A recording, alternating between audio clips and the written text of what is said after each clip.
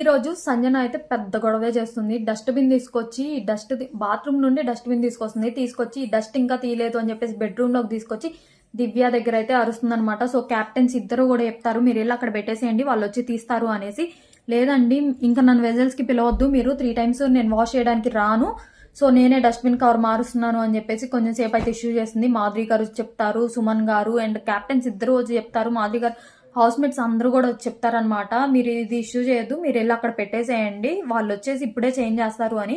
వాళ్ళు చెప్తున్నా కూడా వినకుండా అప్పటికప్పుడు చేంజ్ చేయడానికి అయితే కవర్ తీసుకొని వెళ్తుంది. సో వైల్డ్ కార్డ్ లో వచ్చాడు కదా కొత్తగా క్యాప్టెన్, సో తను వెళ్ళైతే ఎదురు వెళ్ళి, వద్దు మీరు చేంజ్ చేయొద్దు, ఇది మీ డ్యూటీ కాదు, వాళ్ళు వెళ్ళి చేంజ్ చేస్తారు, అక్కడ పెట్టేసి రండి అని చెప్పినా కూడా వినలేదు. మీరు ఆపొద్దు నన్ను, నేనైతే ఇది చేస్తాను ఖచ్చితంగా, వాళ్ళు చేయనప్పుడు నేను చేయాలి కదా అని చెప్పేసి ఎదురు తిరుగుతుంది.